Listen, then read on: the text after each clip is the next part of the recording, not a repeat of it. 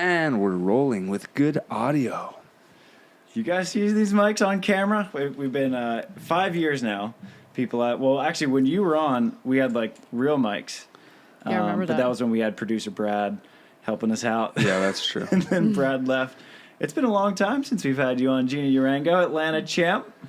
Yeah, it's been a long time. AVP champion. Yeah. Finally get to say it. I know. It's pretty cool. Feels pretty cool. How many times was it? 7? That was your 7th final? Yeah, lucky number 7. Dang. Yeah. I think it's cool that you won in Atlanta, because I think if you would have won in like Denver or Muskegon, there would have been that weird kind of tweener. Like the money's like 10 times more, do so you of consider course it's cool. Of course it's cooler. Money's better, the points are better, but there's never that question of like, is a tour series a win, or is it like? And you got the Gold Series. That's Right. that's as good as it gets. Yeah. It's pretty sweet. With a 16-team draw. Yeah, in Yeah. a small draw. Yeah. It was, I mean, it still hasn't quite hit me yet. Like, I think I'm still tired. I flew back yesterday, and I landed, and like people were like, "Well, are you going to celebrate?" I'm like, I have a lot of work to do because I work a part-time job, and so it's just been, I haven't quite I feel like this weekend when I have some time to chill and settle in, it'll really hit me. Yeah. Yeah. What do you do? What's your part-time job? I do marketing for a startup company. Okay. So it's nice because they're super flexible with my volleyball training. Yeah. So I like train in the morning, work in the afternoons. So it's really nice. It's perfect. Yeah. It's always funny to see like what people do Yeah. to kind of make it work. Although winning a Gold Series, that helps pay the bills for quite a while. Yeah, I'm gonna splurge a little bit and then put some of it away. You gotta do something so you remember how good it felt. Yeah, for sure. For sure. Eric was claiming you're his sugar mama in the tent minutes after. I got a sugar mama. Yeah, I told him I'd take him out to a nice dinner. There we go. Yeah, There we go. so we'll Feed the guy. Yeah, we're gonna do that this weekend. Yeah. I told Eric, I was like, your coaching resume is looking pretty dang good compared to your player resume right now. Yeah, he actually, I was like, well, like now you got this on your resume, like you're gonna think about like, you should ask somebody from Manhattan Beach, like maybe, And he's like, no, I think I'm going to go 1 for 1. Like, just call it. Just have the best resume ever. Yeah. The best win percentage. Yeah. That can be a tricky thing, though, having the boyfriend in the box. Because he's like trying to tell you to do something, and then you could be intense. Yeah, I did talk to him about it beforehand because, like, for example, like we've actually, you, me, Eric Delaney, remember we had COVID a little co-ed day, and like we play together pretty well. There'll be like one outburst from him where he'll like yell at me for not doing something, and then he's over it, but then obviously my feelings are hurt, and then like it lingers for points, and he's like, I'm over it, like it's done. Obviously my feelings are hurt. Yeah. So, but anyway, we talked about it beforehand, and I just said like, this is what we're looking for, this is what we need. Like little pieces of information. We don't need a lot of information. Obviously, like this is the warm up we want. And then, anytime you see something. And then, everybody was texting me water boy because, he was just dumping water on Julia. Like had the ice ready. Like, so yeah, water boy was good. He did his job well. And Julia is one of the toughest people ever. When I was watching the finals in Fort Lauderdale, she's just puking the whole technical timeout. Wouldn't take the cameras off of her. And then she gets out, and I was like, well, maybe it's like 12-9. She'll just rest up, like kind of punt the rest of the set, come back for the third. She comes out and like options and jumps her. Is like, all right, nope. She's coming out. That was crazy. It was, the camera. So yeah, the cameras obviously their job is to stay on us in the box at the tech and timeouts and stuff. And she. It happened out of nowhere, so obviously they couldn't turn away. Yeah. And then what they didn't see the rest of the match was pretty much every time she was throwing up. That's crazy. Oh, Yeah. Really? And so like on the court? Like at the box, like not on the court. Every time out. Yeah. Oh. And I kept looking at her. I'm like, I should have like, because obviously she's in that state. Anybody in heat exhaustion, like you're not really thinking clearly, and like she was just going out and just playing and like. She did phenomenal given the circumstances for sure. But I kept saying like, we can take a medical, and she was like, no, I'm fine. And I was like, okay, but we talked about it afterwards, and we know now, like, if it ever gets to that point, like, there's no point in risking it. Like, we're going to call medical. Not even sure, like, what a medical would have done at that point. I mean, you just use it. Yeah, Why use not? it. You Like, have who it. knows, like what, 5 minutes could Right. help with. So, but she's a stud. Like, I can't believe. We all learned a lot about it. Like, I didn't even know her until Yeah. after I met her for the first time after you guys won, I think, in the players' tent. But when I heard, like, yeah, one of the girls is throwing up on the court, I was like, okay, well, she's going to get carried in here or something. Like, Yeah. Yeah. No, she went back out and she's playing and they're still winning or whatever Yeah, it was. You yeah, guys were winning the set yeah. or something, right? I was like, damn, whoever that is, she's gnarly. I know. Yeah. Yeah. So going into Atlanta, luckily we stayed in Atlanta, or we flew straight to Atlanta from Florida. So we stayed in the heat, stayed on that time change, not like flying back and forth. And we knew going into this past weekend, like we were going to have to manage a little bit better as far as like the heat, but some of the night games helped also. Yeah, Atlanta actually, like, I was preparing for it to be almost worse than Florida. But I thought Florida was worse. Yeah, Yeah. we kind of got lucky. My cousin lives out there, and he's like, "This is like been like 110, and you guys got like this weird, cooler time." You got a cold front. It was only 95. Yeah, right. Yeah. Yeah, but Florida, I was struggling. Like, Yeah, I was same. like gassed, hands on knees every point. Yeah. I mean, you saw when we played each other, Yeah. we're both like looking at each other. Like, are we doing hands on knees? Are we all doing this? Or are we trying to fake it? I was really grateful when you came in the players' tent. You're like, you were tired too, right? I was like, oh, thank God you were. Yeah. Like, fittest guy I know. I'm like, all right, if he was tired, I was gassed. I'm okay. Yeah. Yeah, but then surprisingly not really hot in Atlanta because I think we were all just ready for the worst. For sure. Yeah. That's and how last I year felt was too. gnarly in Yes. Atlanta. And they had like more middle of the day games too. Mhm. Oh yeah, that's right. Yeah. It was, but yeah, like, but after the final, I was like, oh, I don't feel too bad. Like, I feel like I could play another match almost. And you guys did you stay in the winners? Through No. So we lost on Friday in our second match. Friday second. Yeah. Got it. Same as us. And then we lost. Okay. Well, what about Florida? Florida was same thing. We lost the second match on Friday. Oh wow. And Yeah. you made it That's a grind. as man. long of Yeah. a grind as possible. Like, every match after Is that 7 matches?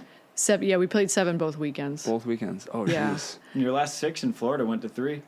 Oh, yeah, 6 of the 7 That's went to 3. crazy. Holy moly. Like on Sunday, yeah, we played the quarters, semis, and finals.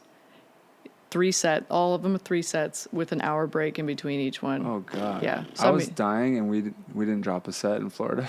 Yeah, I'm. So we went 5, Yeah. didn't drop a set, and then we only played 3 matches Right. in Atlanta. And what? One of them? Yeah, only one of them was 3 sets. Wow. Yeah. Yeah, so, It's So I crazy. did You not play played that much volleyball. literally double the amount of volleyball Tri did Maybe in Fort more. Lauderdale. Yeah, Yeah. Because you maybe played, more. It like throughout the insane. 2 weekends. Yeah. Yeah. More than double. That's crazy when think about it that way. Wow. And I mean, it's like staying in the winners bracket is such a game Oh my It's a changer. valuable thing to do. It really is. And we went in after Florida, going into Atlanta. We're like, okay, we're gonna finish all of our matches in 2. Like, we're not going 3 sets. And we really wanted to win that second match on Friday because so Hermosa, Florida, and Atlanta all turned out the same way, where we won the first one and then lost that second one. So I mean, you just grind. It is what it is. At least it's not the 24 team bracket where if you Right. win your first and lose your second, you might as well have lost your first. 'cause Yeah, you go, yeah. You go backwards. Yeah. You go to the same spot as if you, Bizarre, yeah. yeah, So at least you're at least dropping down. right, right, And then you not can keep moving backwards. forward. Yeah. Right. Yeah, that's weird. 24 teamers I think it's the toughest number to run a tournament because even if you do pool play, you'll have 2 teams. If it's modified, you'll have 2 teams who don't make it out, even if they win a match. And then in a double elim, if you win your first and lose your second, you didn't actually advance at all. Right. So 24 is a tough number. Huh. Like 16 is good and Yeah. 32 is good, and then you have this weird. Unless you middle have that ground. like first round bye. Yeah. In 24. Yeah. Those are nice. Yeah. Those are good to I mean, have. that's what the tour series are. They're Yeah. 24 team. So yeah, having that bye, that first round It's clutch. is for sure. Yeah. And I mean, you and Julia started out like pretty low seated in the tour series, weren't you? You guys have climbed fast. Yeah, I think the first Michigan, I think we did have a bye, but we might have been like that 6th team or something. Okay. So, but yeah, luckily we had a bye that one. And then Denver, we moved up a little bit. And then moved up a little bit more. Now you got a really big jump. Yeah. I know. I checked the points yesterday. I was like, oh, that's cool. Where are you guys at? Over 10. 10? Yeah. Oh, I thought it was going to be higher than that. Yeah. Is it? There's so many good teams. Isn't it last 3 or 4? AVP is, I think, just your best 4 of the last. So we have 4 of your last year. But you it's don't this push year now. finishes out ever. But once we got to 4 events, wait, have we played 4? I think so. Yeah, 4. Yeah. Austin, Yeah. Hermosa. Now that we've played 4, that's all you can use. That's what they said, right? Or is it not your 4 of the 5 within the time frame, or is it just your I thought best once 4? they said once we hit 4, then you just use those 4 from this season, because then people are using them from like so long ago, right? Yeah, it shifts. It's like a time frame now. I just wasn't sure if it's. I could be wrong. I don't want to steer everyone wrong. I think right now it's 365. Your best 4 of your last year dating back to last year's Atlanta. And then once we get to Manhattan, it'll move up again. And so it'll be a window. Like, you'll never push a finish out from playing, which I think the AVP, really? did that right. Huh, where, interesting. That's why we keep being such a high seed. I'm like, damn, that sucks. Hey, you're the 2 seed. Oh, yeah. All right. Yeah, so you're never That pushing sucks. You're finishes the 1 out, seed. which I think Yeah. Volleyball World could take note of, because now you have players who are just sitting out events because it's best 3 out of 4. I like the best out of the last window, because players, like, you can play as many events as you want, and you can only get better Yeah. on the AVP. But Right. Volleyball World now, if you're sitting on your World Champs finish, like Cam and Theo, like, there's no reason for them to play another event until Yeah. Olympic qualifying starts. Yeah, I think they're not. They're just gonna Like, stay just home. sit on that World Champs 4th, you know? Yeah. And you're seeing that where, like, now the Elite 16s and the Challengers are super watered down because people are just holding out on those finishes. But now with the AVP, you can just play as much as you want. You're not pushing them out, which I love. I think it's an awesome system. Yeah. But Yeah, that is nice. I think the window now is, like, it shifts every, like, 6 Pro Series tournaments. Okay. It's like once we hit to 6, then it'll, like, the window move Oh, up right. to, Okay. like, whatever. So if we hit, I don't know, how many have we had this year? We had Pro series? Yeah. I think we've had. Austin, New Orleans, Hermosa, Fort Lauderdale, Atlanta. Yeah. So Manhattan will be 6. Right. So then after Chicago, then the window will be anything that happened after Austin. So Austin will drop off after Chicago. Yeah, that makes And sense. then it'll keep moving up by an event basis from there. All right. I think. I'm Sweet. sure we'll have people try to correct us. Yeah. That's the best I can understand it. Whatever. So you're in great shape. Feeling good for the rest of the season. Yeah, Yeah. because we were talking about initially potentially doing some of the tour stops, even if we did get into main draw territory, just because it was like could better your points. But then we get a third, a second, and a first, and we're like, well, we could save some money because we're sitting in a pretty good spot right now. Yeah. And also, like, I know that there's a lot of players. While it is like opportunity for like anybody can play the tours, like,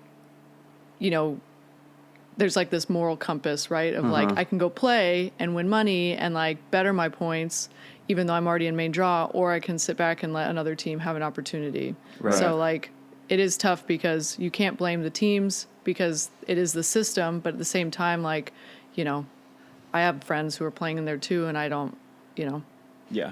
I want them to have an opportunity as well. That's what Andy Benish and Logan Weber have had a tough time weighing Yeah. that, because Andy's like, I shouldn't be allowed to play Right. in any Yeah. of these, but it's good money and it's good experience to compete, because Nick didn't want to travel to all of them. And he's Yeah. like, so as long as the system allows it, I'm going to play and say sorry to everyone Yeah. if I knock them out. Yeah. Yeah. I mean, we've talked about it enough. Where I just don't like that they're incentivizing top teams to go down, Yeah. because it benefits the tour a bit, Right. but it benefits them, I guess, in those specific events, but it doesn't benefit the tour as a whole Yeah. in terms of the value of like it waters down the top pros, and then doesn't help the developmental. Yeah. Right. And the point People. value And the points on it. are all Yeah. whack. Yeah. I could see if the top pros were on like a salary basis, kind of like a personal services contract, and they were like, Right. because I know that Phil Dahlhauser single-handedly drew thousands of extra fans to Denver. When we Oh, were right. there, everyone was like, I'm here to see Phil, I'm here to see Phil. Wow. And poor Phil was just mobbed the whole weekend. You know, Philly's like the introvert Right, yeah. of all introverts, and he was just like taking pictures. He was a great sport about it. So like, you know, if the AVP was like, hey, try, like, we're paying you $20,000 a year or whatever, you need to do 3 tour it's like events. appearance fee. April's got to go. Appearance fee kind exactly. of thing. Like, I could get that. Like, I think that would be cool because then you draw fans to like new spots because the tour series is going to like Muskegon and Denver and places I haven't been in a while. Right. That I could get. But if you don't have that extra incentive, then I get it why you guys wouldn't really want to like lower your value as a player to play in a $25,000 tournament. Yeah. I just don't want the fans to be confused either of like, I don't really get it. Like, are you guys pros or not? Or, you know, Right. like, wait, is this team the best team on tour? Because they have 3 wins. Yeah. And everyone else has 1. Yeah. I don't know. I just want our fans to just get it and pick their favorite teams and athletes and be able to know when they're playing and what they're playing for. And I just, when it confuses me a little bit, I know it confuses the crap out of them. And then they're just like, I'm over it. I'll just watch ESPN. And sports, it's a lot easier. But there's no confusion that you won a big one. Yeah. So congrats again. That's Thank you. awesome. Thank you. And you made your first final in 2015 in Mason with Benny? That's right. Yes. Cincinnati, technically. Okay. Yeah.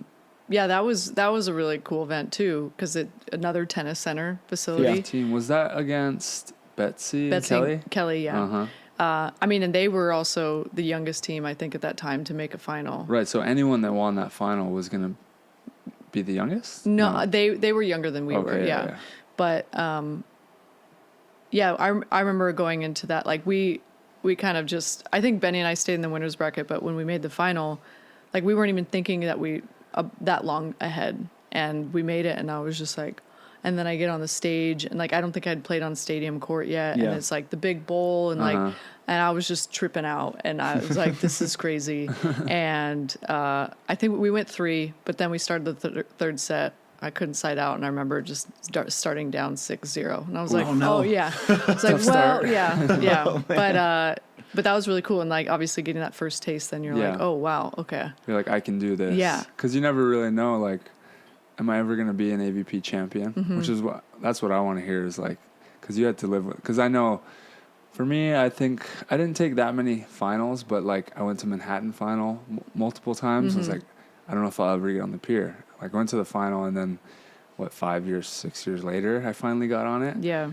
But like, what was the experience of like going and then going again and being like, I need to be an AVP champion when I retire. Yeah. Like this can't not be a thing. Like, yeah, I mean, it's been like pretty much my ultimate goal for a long time. And, that final was just kind of the first taste of it. And then my second final was the next year.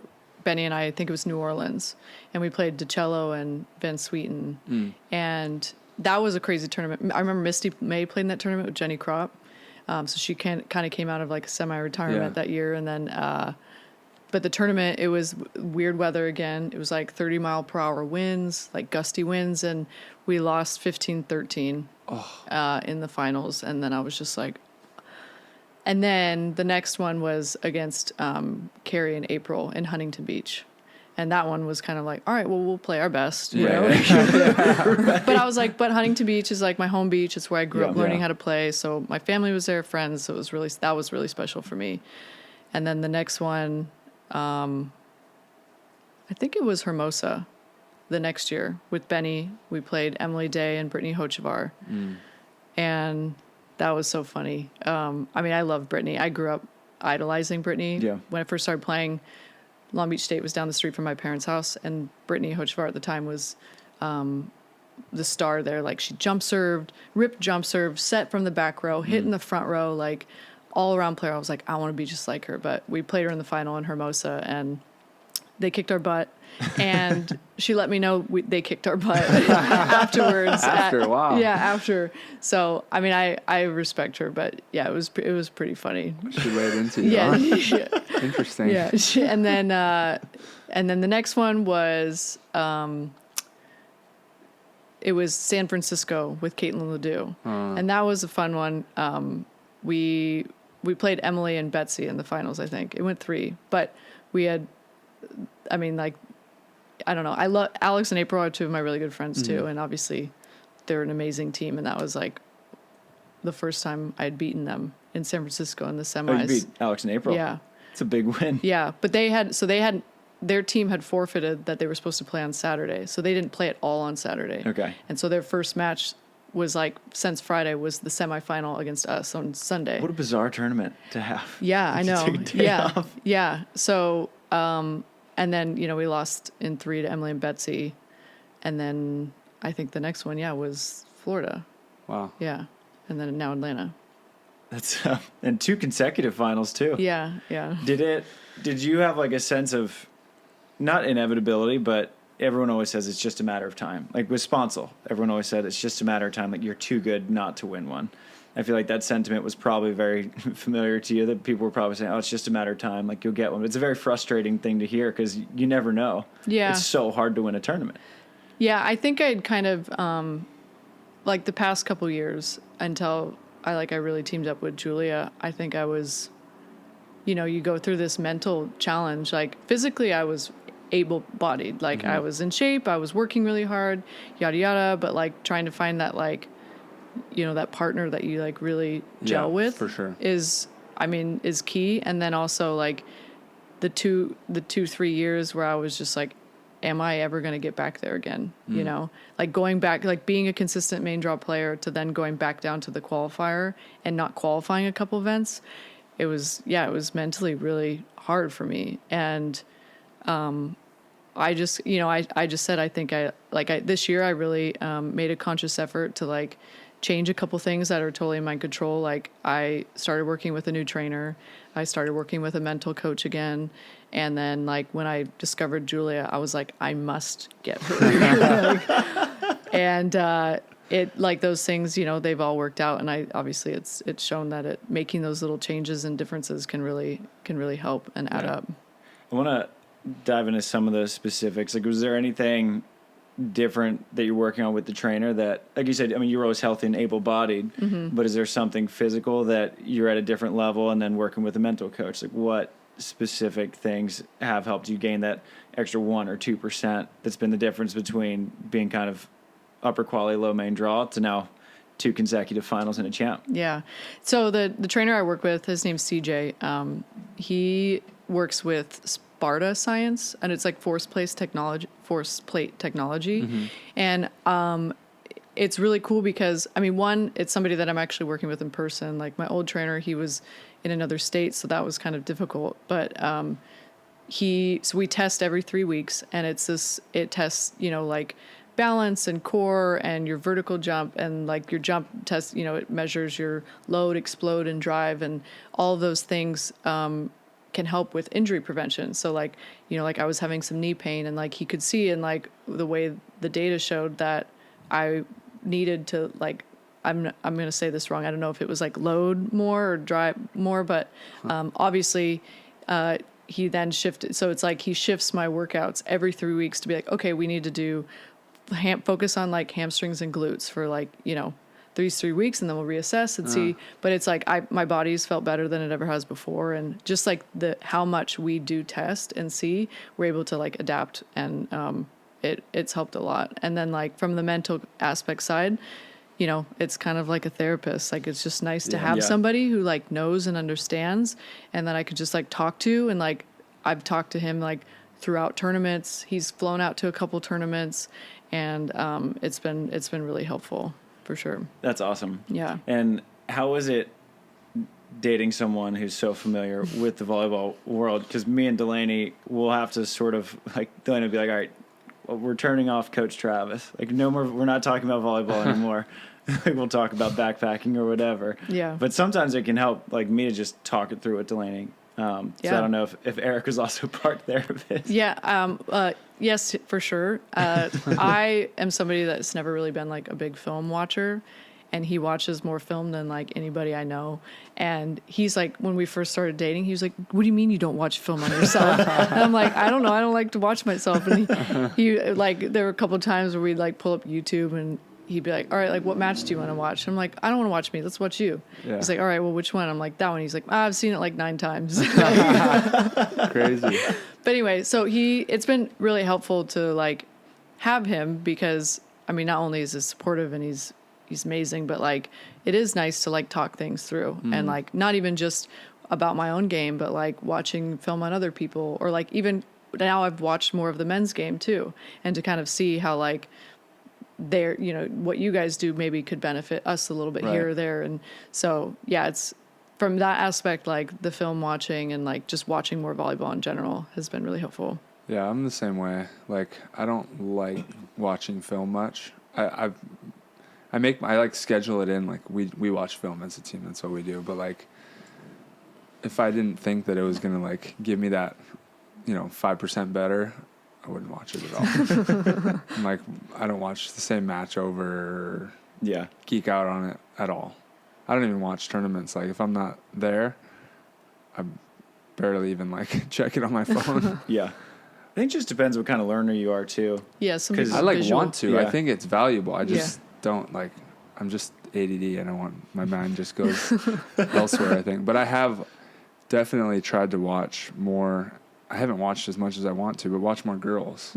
Because I feel like girls move a lot more efficiently. Like guys, we're all like fast twitch and like strong, and we're just like doing way too much all the time. And I need to be a lot more efficient, I think, with the way I move.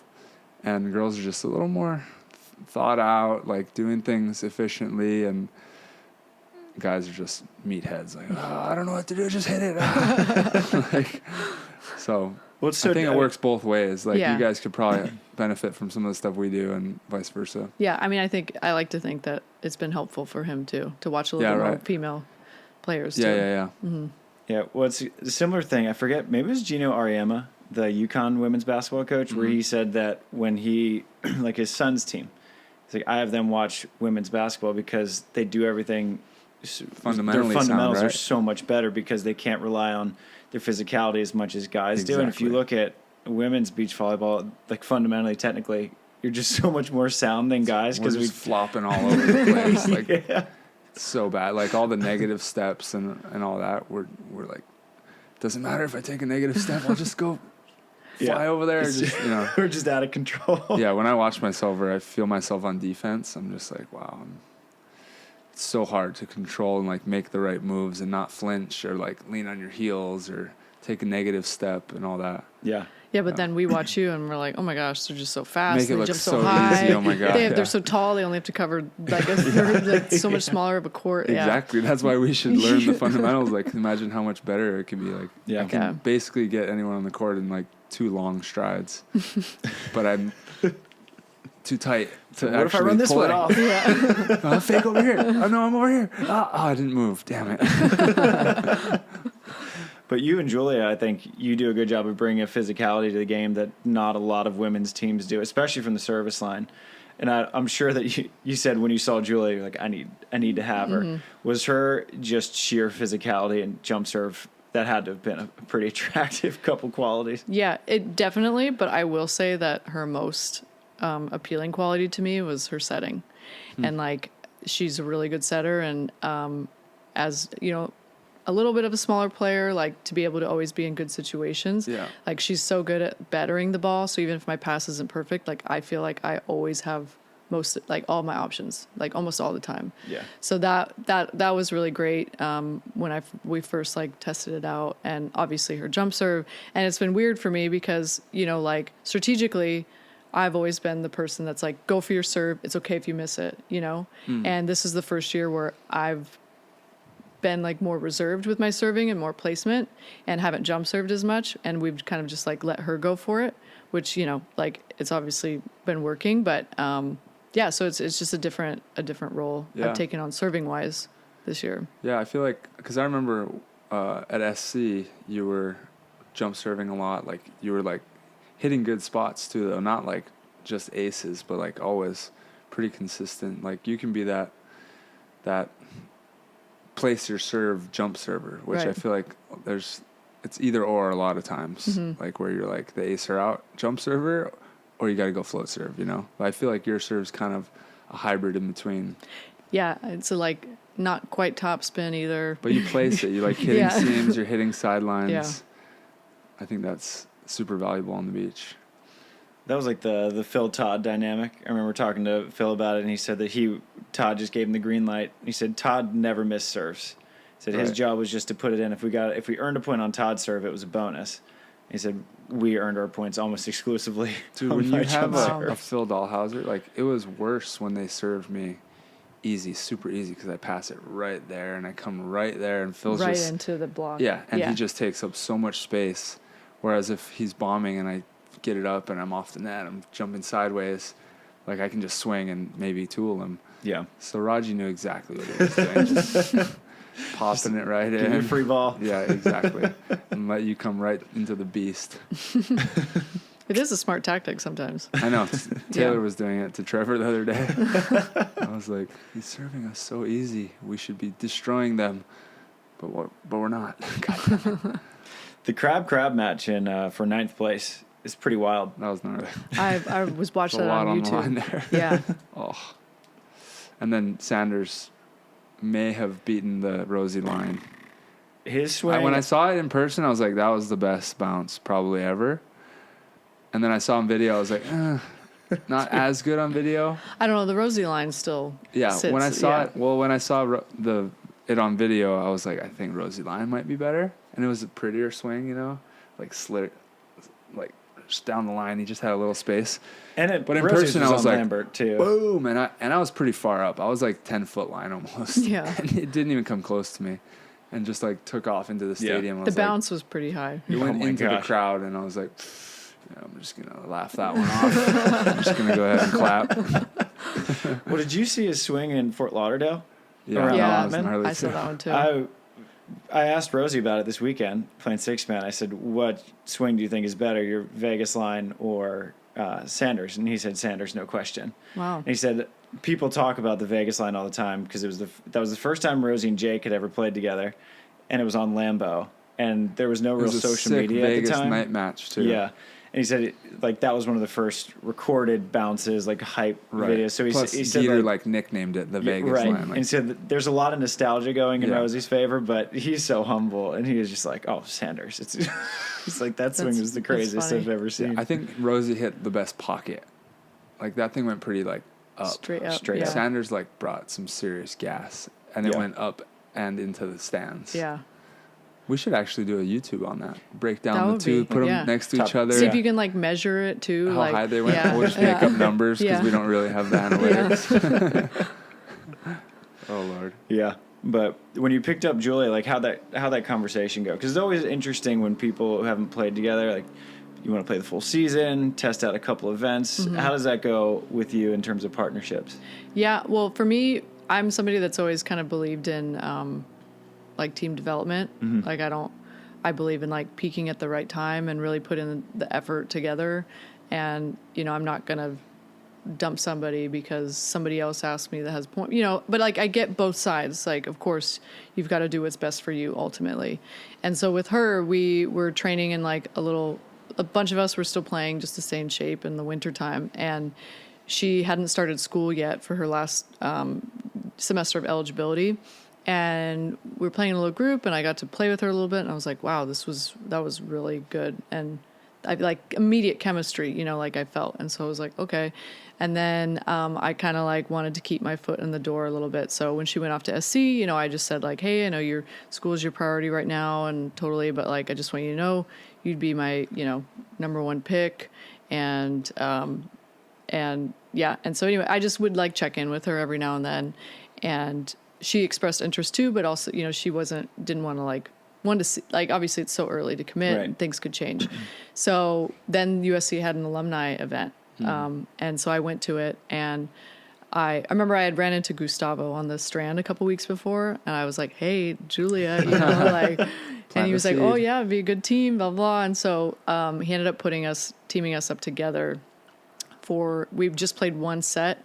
I was going in thinking hopefully I don't have to play. Was it that Forest thing? No, it was just the USC, the women's program. Okay, gotcha.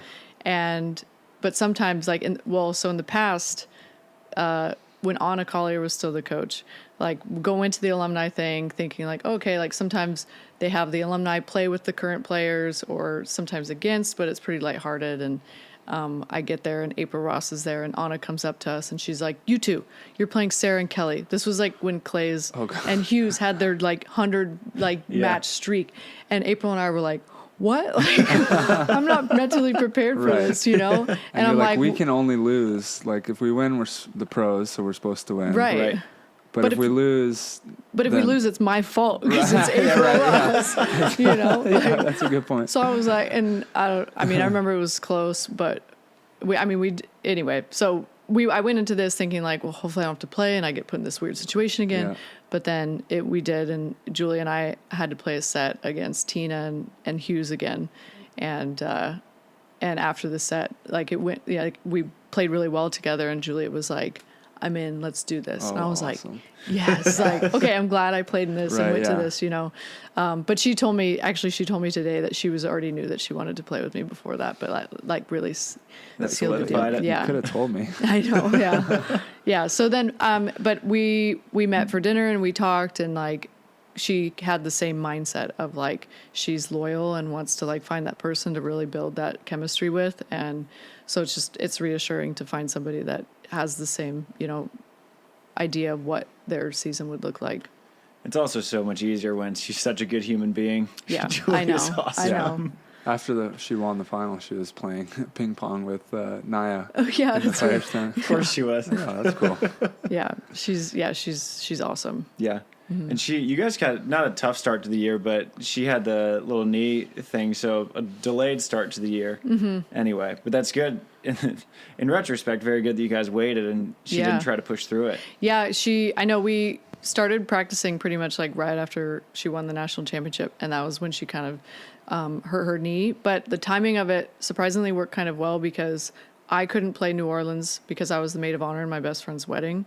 And she also had a wedding that same weekend too.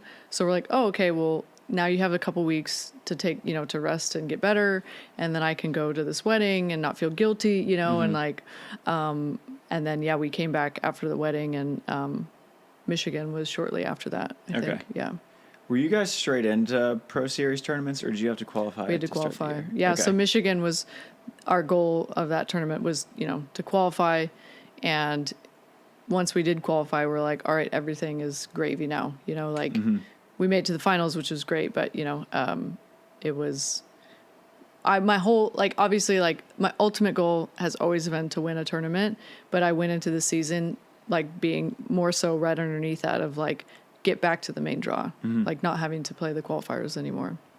And you won as a side effect. Yeah. That's a good result. Yeah. Has winning just the AVP specifically always kind of been the goal? Because I know, like, you've been a top player on tour and people have seen your name and you've been taking down the American athletes, but you've chosen to not pursue the whole pipeline of USA Volleyball and playing overseas and all that. Yeah. What's kind of your decision-making process on that? Yeah. It sounds like you knew what you're doing from the beginning. Right. I knew when I first started playing, I was thinking like, wow, you know, like the Olympics, like that would be amazing. And kind of as like the reality of it all and like how difficult it actually is to make the Olympics and the process of it and like the money and the time commitment. And for me, I weighed those options and I thought like, there's more that I want to do rather than just like devoting everything to volleyball. Yeah. And I mean, don't get me wrong, like I devote a lot to volleyball, but I think the AVP was just like the perfect level of commitment for me. And I think I still enjoy it in that sense. I had played a couple international, like I played that Chetumal event that when it was still the star system with Caitlin Ledoux. Did you make the finals? Yeah. But we not bad. Yeah. I dabbled in the finals. But I could feel myself like personally like just starting to like stop having as much fun because the pressure, it's like a different type of pressure in those environments. And like, you know, I mean, I'm open to it, especially if that meant like keeping Julie as a partner, if like that's the route she wanted to go, for at least, you know, the short future, but long-term wise, like, you know, I'm happy where I'm at. Yeah. I think that's super valuable for, especially the younger athletes who are trying to figure out to just have the self-awareness of like, what is your, not even capacity, like not like that you could do it, but what's right for you. Like everyone gets sucked straight into the pipeline. What do? I'm a volleyball player. Okay, I do this, and that. And the grind is, it's like you were ahead of your time. Like I've already been on the world tour for like, what, a decade? Crazy. Close. Wow. And I'm like, yeah, you're right. It Yeah. is taxing. And like, there's not much else I can do outside of it. There's a lot of other things that I, dream about like pursuing or whatever. And for me, I'm pretty happy being a professional athlete, but yeah, you have to sacrifice all that other stuff. And I don't think other people realize that it's even really an option, or that, I think they maybe feel bad. Yeah. Not pursuing, like it's going okay. all in, I guess. I mean, it's okay. And I think, right. And yeah, a lot of young kids too. I mean, college kids, maybe like you don't have to go that route right away, or you can try a couple and see how it works out for you.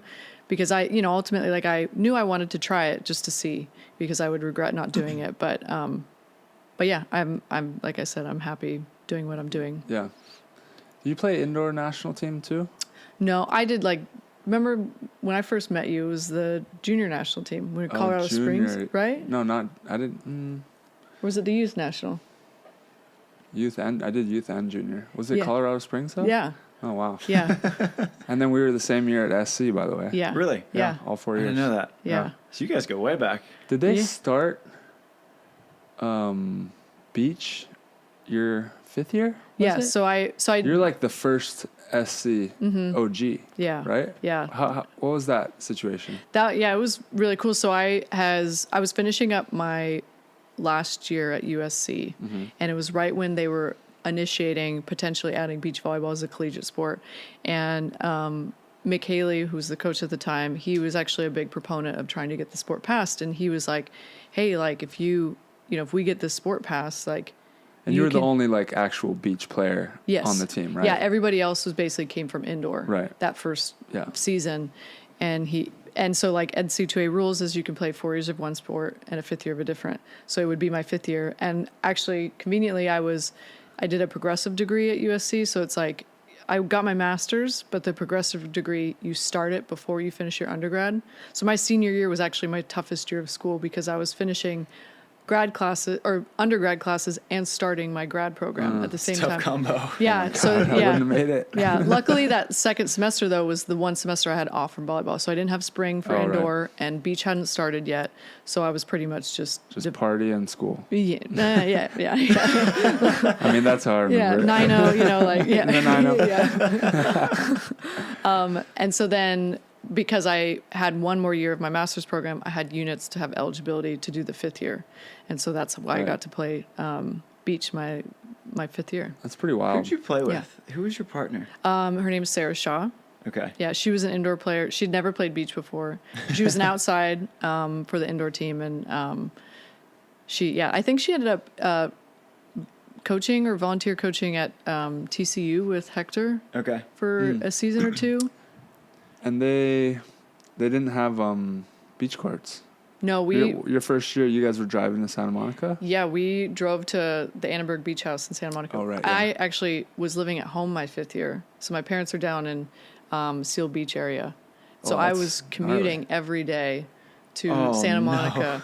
Yeah. Luckily though, That's a long commute. I know. That's luckily long. our time, like our practice time was 11 to 1. So it's like you miss the beginning of traffic, and then you miss the, so it's a good window, but there's definitely days. I don't know how I did that. I mean, driving that every day, but I did it. That's what Delaney driving to Pepperdine every day for like 8 straight months, because she hit traffic both ways. She's just listening to podcasts every time, every day. just going insane. To Sandcast she would spend like every day. She just wants to hear you talk more. It'd be like 3.5 to 4 hours in the car a day. That's crazy. Like, can't do it. Yeah. I would move to Malibu though. Yeah, I'd rather live up there. I was like, if you're going to coach again, which I hope you don't, because that's too far. We're buying a hillside mansion next to Laird's. There you go. With that Sandcast money, just rolling it in. We got you, girl. I think it's super valuable though with you, like giving yourself the proper time off and having that good balance between volleyball and not. Because I think the biggest reason that you see people flame out early is because they go all in when they're not quite ready, or they don't give themselves the like proper time off. Where I look at Tim Baumgren, and he's never sick of volleyball because he only plays from May to September. Right. And then he doesn't touch a ball, which maybe it's a little bit too much time off for most people. But how valuable has it been for you to have that space of where everyone else is grinding on the world tour, where you get to stay at home and do whatever you want and work your part-time job and do other things outside of volley? Yeah, I mean, I always think about like having balance in life. And I remember I was listening to a Dr. Gervais podcast one time, and I forget who said it, but they said it. Oh, it was Pete Carroll, actually. He said, like, I don't believe that there's any such thing as balance in life. Like, life has too much adversity to like have total control of what you do and what you can't do. And he just said, like, I just give my most in the present moment.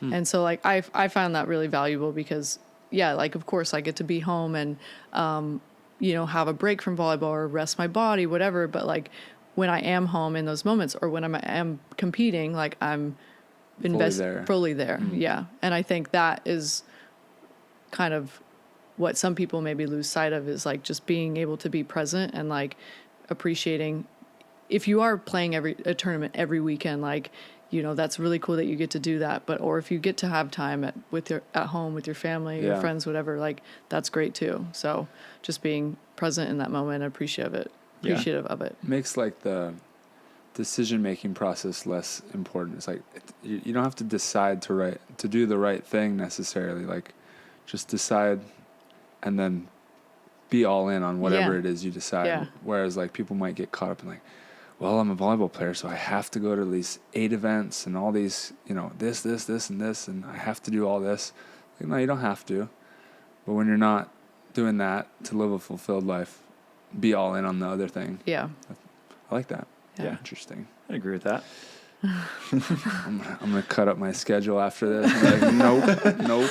Oh, it's so I'm funny gonna be because all home. after last year, I was like, all right, I'm not playing as many tournaments as I did, and 6-man. I'm including 6-man as a tournament played because I was way more volley than I expected. Because we played 15 sets of side-out scoring. And you never played 6-man, so you don't realize you have to hit it your hardest every time. That's just 6-man volleyball. Yeah, and then it's Spalding ball on top of that. Oh, yeah, it's heavier. And I played with like a bunch of older guys.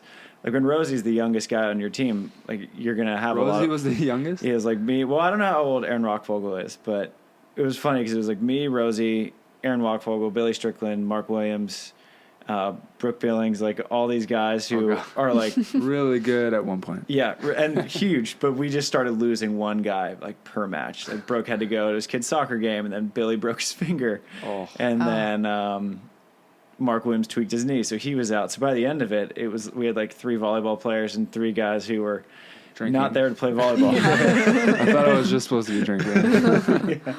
But I loved it. It was hilarious because that's the first time I've been on a volleyball court with more than 4 people. Because never played indoor, never played 6-man. Yeah. So I was just like running around, like running into people. I was like, wait, you're here too? The rotations. Did you know that? Well, it was hilarious because me and Delaney watched VNL matches 3 nights in a row. Just all Micah Christensen. She was like, all right, you're going to go here and then you're going to go there. That's so funny. And I kept having to stop myself from optioning when I was setting in the back row. And they'd pass one tight and I'd be like, I can't. I'm not allowed. Yeah. Right. Not allowed. Yeah. I was the worst with rotations. And I played my whole childhood professionally. And I'd just be standing in the wrong spot and everyone's grabbing me and pulling me. Like, what? All right, whatever. Who cares? Why do I get to stand over here? They know that I'm gonna be over there. Right. I actually do think it's pretty stupid. The rotations? Yeah, like why do I have to stand 2 feet over it's here? Just like front row to back row separation is fine. Yeah. I get that. Yeah. But like front row. I think it's just for the refs to be able to tell. Like who would be, I don't know. Like where you're supposed to be. Yeah, I feel like we don't need it. Because I thought the same thing because when I was in the middle front, I would just walk over to the right side. I was like, why can't I just start on the right? Yeah. Right. Because it's not allowed. Yeah. Yeah, exactly. In 6-man, it's not allowed. Yeah. Yeah, Or- even at 6-man, like what, those guys are going to call out a row Yeah. Yeah. if you step a little too early. Like half the time you do, right? You go way early. Yeah. When the ball's served, you're like a foot past. Yeah, but no one cared. But the point I was making was that after last year, I was so burned out by the end of it. I was like, I'm not doing that again. And 6-man was my 19th tournament this year. I was like, why did I do that again? Wow. Because I think you only have so many tournaments in a row that you can be that like fully present Right. before your training starts to get really lax and you're like going through the motions. And then you're like, you just had such an adrenaline dump so many weeks in a row that by the fourth week you're playing a match and you're just not, you can't get that focus. Yeah. So I think it's so important to like chunk your season into like 3 tournament stretches, take some time off, and then allow yourself to be present again. Yeah, for sure. But how was it for you? Because you're only playing AVPs, and then the last 3 years we only had 3 events each year. Yeah, that was tough. That's really tough. And right? I didn't get to play the bubble year. Oh, you didn't play in the whole year? So it was like, how many teams got in? It was like 18. Oh, yeah. I think like, 18 that yeah. included main draw and qualifier, and I was the 19th team. Oh, no. Yeah, You and didn't play in all 3 of them? didn't get to play in it. Oh, jeez. Yeah, And it's your hometown. Long Beach. I know, it was like my backyard. Oh. Yeah, so it was really tough. Like those 2 that year, and then last year just having the 3. I honestly think like having Eric those 2 years really helped, because before that I was still living at home, and I can't imagine having been home for those 2 years with just my parents. I mean, I love my parents. I loved living at home, but like, yeah, it was nice to just have this new relationship that I was putting more focus into. Probably got more touches just being around that guy, too. Oh, I could yeah, see him like peppering while you're watching TV or something. Oh, anytime I like grab a ball in the room, he's like, ball. Like a And, dog. like we just sat back and forth. I can't like not touch a ball without him being like, ball, give me ball, give ball. Yeah, I mean, COVID, we'd go to our favorite thing to do is we'd go to this park right by his place. We saw you guys there a lot. Yeah. And we would pepper, we'd do like a little light workout, whatever. And then we really got into pickleball. We built our own pickleball court. Nice. We like measured out like tape lines because you couldn't access the courts, I don't think, at the During COVID. yeah. And we'd watch YouTube videos. So then we'd go to our court and we'd like do reps. We'd do cut shot. No way. Nice. We got into it. And then I think it was like, there was one day I just got extremely frustrated because, we'd do some drills and then we'd play a couple games against each other. And he's like, what's wrong? I mean, he's like, we're having fun. I was like, you've beat me 12 times in a row. Like, how is this fun anymore? But we played a lot of pickle. It was really fun, though. Aside from him always beating me. Yeah. He's pretty good at sports. Just a little athletic, yeah. How's he doing, by the way? He's good. He's a lot better. He had a rough couple of months with appendicitis and liver abscesses. So, yeah, that's why. Tough combo. Yeah. Jeez. I know. The liver, so it was the beginning of June, and he broke out into a fever, and so we weren't sure we tested for COVID. It wasn't COVID, and like 4 days go by of having a really gnarly fever, and goes to the hospital, and was in and out for the whole month of June, basically three different times of like getting his appendix out and then getting tubes put in to drain the abscesses, and then he had a PICC line in, and he was having to get infusions every day. And then he just finished like 30 days of the antibiotics post all of that. So, yeah, it was a crazy couple months. Did the appendicitis have to do with the liver stuff? They think so, yeah. Oh, my gosh. I had appendicitis in the dorms. Oh, in really? the north. Oh, gosh, it's such a bummer. Yeah, but I didn't have like many side effects after. But yeah, like cutting into your abs is not helpful for volleyball. No. I mean, this weekend he was pretty sore and he was worried. He's like, do you think I hurt any of my like incisions? And I'm like, I think you just haven't used your core. And, Right, probably hitting like balls at us. Yeah. You didn't try to take advantage and be like, hey, play pickleball right now. Yeah. I should have. I smash you. I'm getting an infusion. Doesn't matter. Yeah. What, are you scared? It's probably been killing him to be like stagnant. Yeah. He's actually, I feel that he's had a really good mindset with all of it. Like I've found him to be pretty positive because, you go through an experience like that, like something life-threatening, and there's more to life than just sport, Yeah. So that was really eye-opening for him. But yes, like when he went to Hermosa and watched me play, like he couldn't watch any of the other matches because obviously like anybody would have a hard time doing that.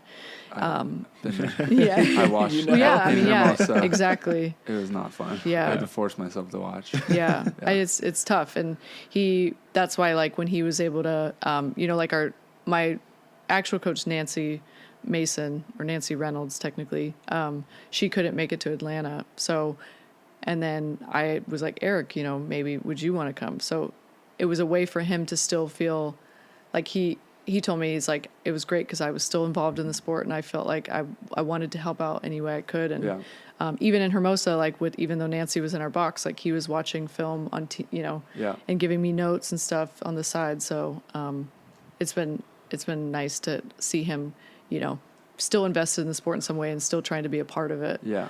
No, that's huge. Yeah. Just like gives you kind of a sense of purpose too. Yeah. And you're like learning sure. and like your brain's working the way that you want it to be and you're familiar with. Totally. Yeah, that's sweet. Yeah. When you, I'm curious, when you got back in the finals in Atlanta, was there any sense of like, I have to win this one? Because especially after Fort Lauderdale, you guys won the first set, and then obviously Julia, I mean, the heat was just melting everyone. Yeah.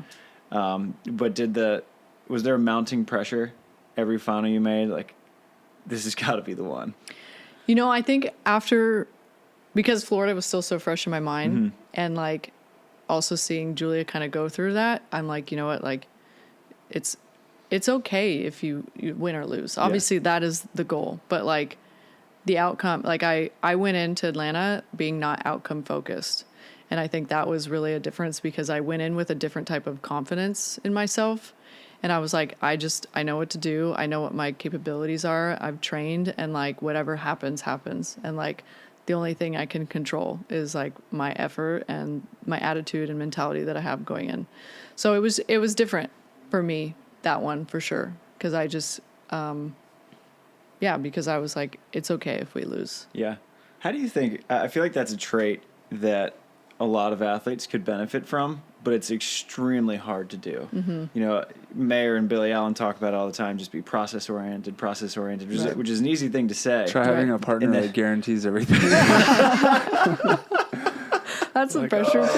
This guy is challenging me. It was hilarious talking to you guys, Zooming with you from Florida, because even Trevor was like, maybe if the mic wasn't in my face, I wouldn't have said that. I was about to grab the mic from Mark, like, hey, get that out of here, dude. He's going to keep saying things if you leave the mic there. So Trevor, very outcome oriented, could maybe use a little more process oriented. It's just mental weightlifting for me. Yeah. Olympic lifting. But how did you come to adopt that? Because that's not an easy thing to separate yourself from, because everyone wants to win. Right. But how did you get to the point where you are? Because it's genuine, too. You're not just saying that. Yeah. A lot of people are like, oh, it's all about the process, but losing just kills them. Yeah. But you're so genuine and real about it. Yeah.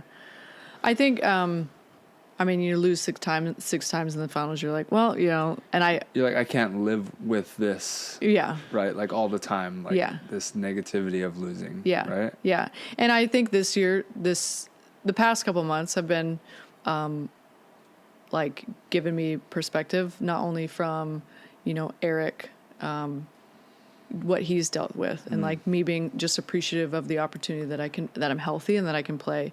And then like my grandma passed away pretty recently, who I was extremely close with. And my mom just got diagnosed with breast cancer, but she's like, okay. And like, but like all these things that like outside of like volleyball, like really just making me, like live in the moment and be, appreciative, but then also, playing for something like outside of myself, like playing for these people who mean so much to me and who I love. And obviously like you play for yourself and you want to win for yourself, but like me having more motive outside of that, I think has really helped too. Yeah. It's always good when you see like real life, how important that is. And then you play volleyball and you're like, this is a really fun, silly game compared to a lot of things that are happening in the world. Yeah. That's why I love like going to Cuba earlier this year and just seeing the things that they just cherish, that people in the U.S., like this cab driver who took us back, drove us by his house. And it was this place that was about the size of this studio, which for the viewers is like, it's a legit studio. It's got a bathroom, a little kitchenette, and enough room for, 2 people to probably sleep comfortably. This guy had him and his wife, her parents, his sister, her boyfriend, and his daughter living there in a 1-bed, 1-bath place with 1 kitchen. He was like, and we are like wealthy here.